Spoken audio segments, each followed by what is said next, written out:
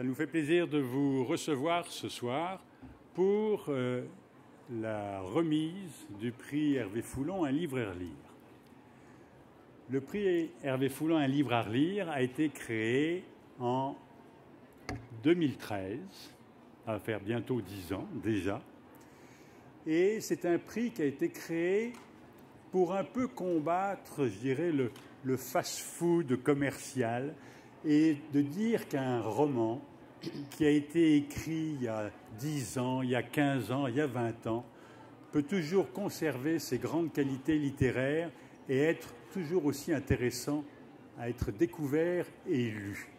Et c'est dans ce but qu'on voulait, par ce prix, remettre de l'avant un roman québécois publié il y a au moins 10 ans et que le jury estimait de grande qualité littéraire et pouvant intéresser toujours les lecteurs, qu'ils soient jeunes ou moins jeunes, mais qui éventuellement ne l'avaient pas lu ou qui voudraient le relire également.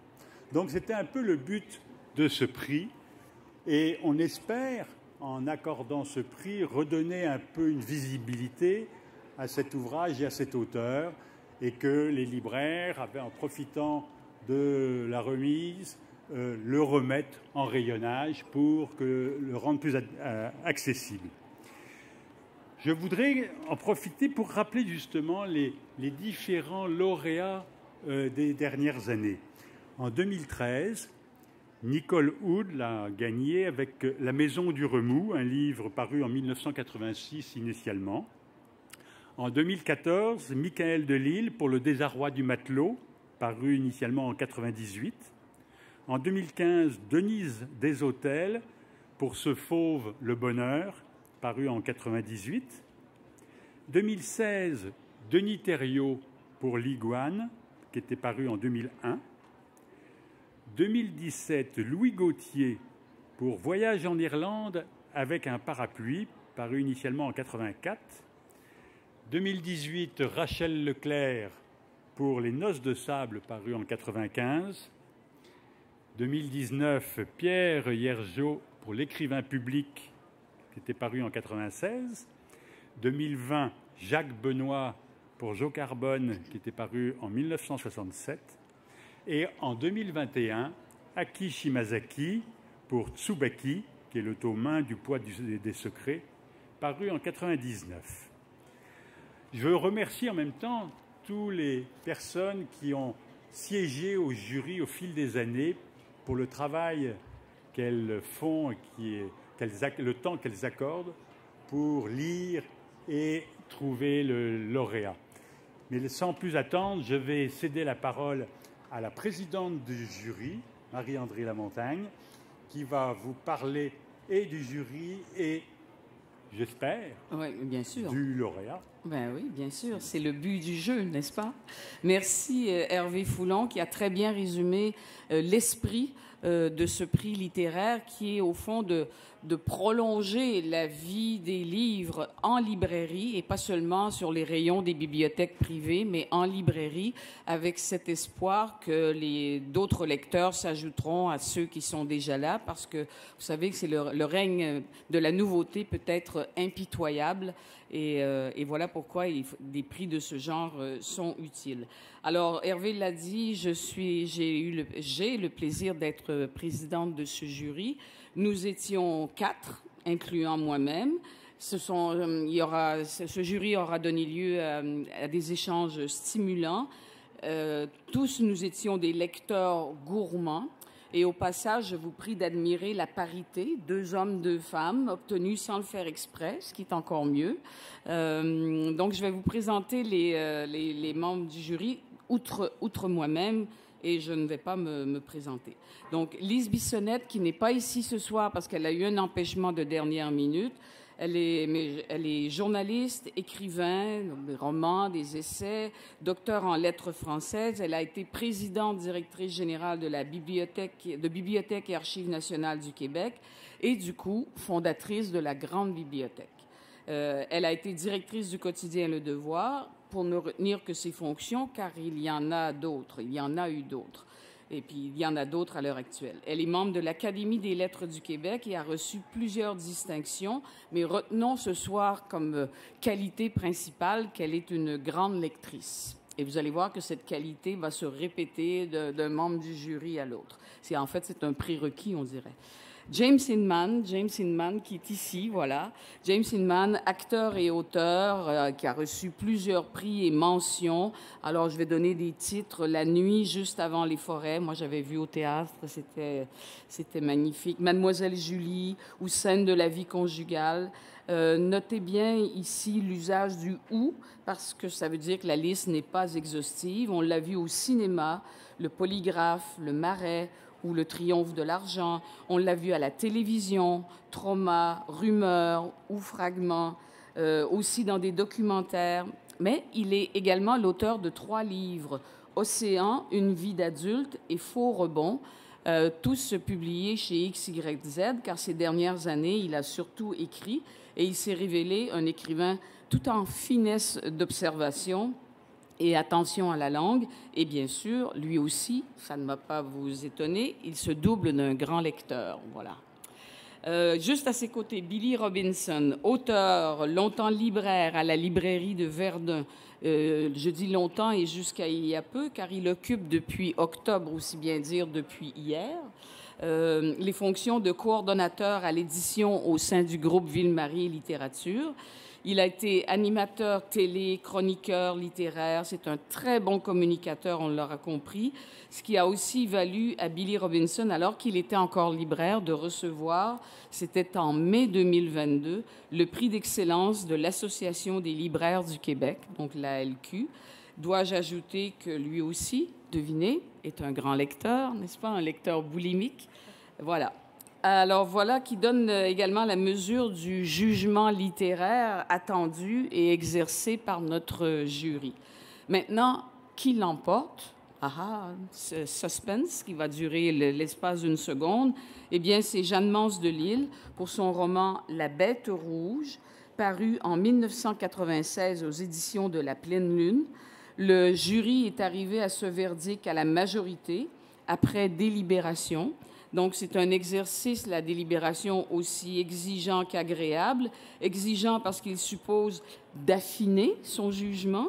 Agréable parce qu'il s'agit de littérature, que la littérature est le royaume de la subjectivité, et que de se frotter à la subjectivité des collègues, ça ne peut être que profitable à chacun.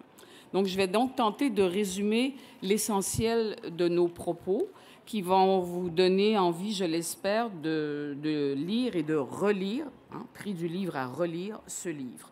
Donc, La Bête rouge s'ouvre sur une scène, sur un procédé plutôt de mise en abîme éprouvé, qu'on a déjà vu en littérature. Un écrivain, dans le roman, il s'appelle Michel Martial Saint-Laurent, va raconter une histoire qui sera le roman qu'on va lire. Mais c'est la seule convention d'écriture de La Bête rouge. Tout le reste, c'est l'histoire, cette histoire, ce personnage de métis, il s'appelle Aldé le Tendre, sa famille, ce paysage en Abitibi, l'outrance, la violence, le mythe, le temps avec une majuscule. Tout cela sont autant d'éléments de la furie qui entraînera notre écrivain très loin du petit chemin qu'il se traçait tranquillement. Je parle du personnage de Saint-Laurent, bien sûr, et non de Jeanne-Mance Delisle. Jeanne-Mance Delisle a pour elle un souffle, une puissance d'évocation qui magnifie, je n'ai pas dit enjoliver, qui magnifie, enjoliver loin de là, qui magnifie la souffrance, le sordide, la fragilité. La Bête rouge, c'est le roman des abysses. Il recompose la réalité à mesure qu'il la met sous nos yeux.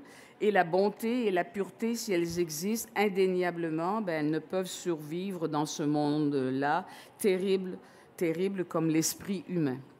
La Bête rouge n'est pas un roman d'une lecture agréable. Il est d'une lecture nécessaire, rugueuse. C'est, je vais citer un des membres du jury, un ouvrage qui a conservé toute sa puissance et qui étonne à la relecture par une remarquable et rare façon de traverser le temps. Non seulement les thèmes sont d'une brûlante actualité, de la désespérance autochtone jusqu'aux étouffements de la fonderie Horn, en passant par la dureté, les duretés de l'Abitibi, mais encore la façon de s'y mouvoir est-elle d'une force unique. Conjuguée de purs éclats poétiques à une brutalité, ce devrait être impossible, ou presque, mais elle y parvient. Autre citation d'un membre du jury, c'est difficile, très dur par moments. Ou encore, citation, un roman de terre, de feu et de sang, une allégorie de la création littéraire, où l'auteur, croyant mettre au monde un personnage, se trouve dévoré par lui.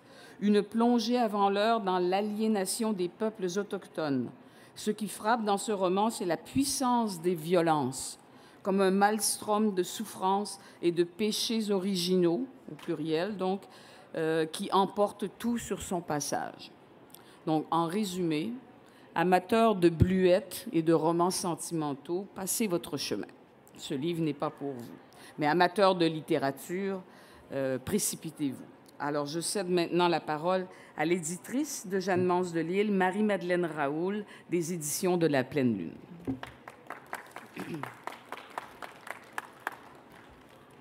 Alors, je suis très émue par le commentaire des délibérations du jury. Alors, les éditions de La Pleine Lune sont fières et heureuses de recevoir, au nom de Jeanne Mance de Lille, le prix Hervé Foulon, décerné cette année à son roman La Bête rouge. Le prix Hervé Foulon est un prix littéraire qui souligne l'importance de se rappeler les œuvres marquantes de notre littérature. Les livres n'existent pas uniquement dans le présent. Certains traversent le temps et les modes du jour. Chacun de ceux-là est une pierre essentielle dans l'édifice de notre littérature. C'est heureux que le prix Hervé Foulon souligne l'excellence de ces œuvres qu'il faut relire et ne pas oublier. Je remercie les membres du jury qui ont choisi le roman La Bête rouge, paru en 1996. C'est un choix audacieux dans le monde d'aujourd'hui où règne le politiquement correct et les bien-pensants.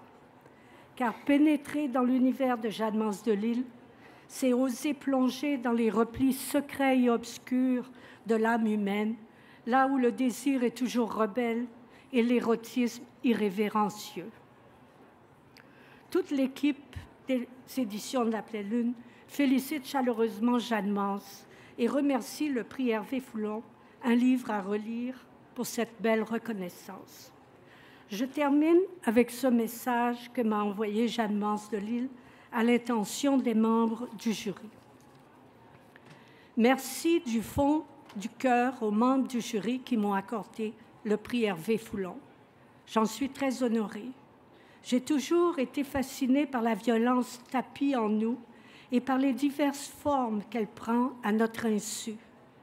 Dans mes livres, et plus particulièrement dans La Bête rouge, je me suis appliquée à la regarder en face pour mieux la saisir et tenter de la faire voir et de l'exorciser peut-être.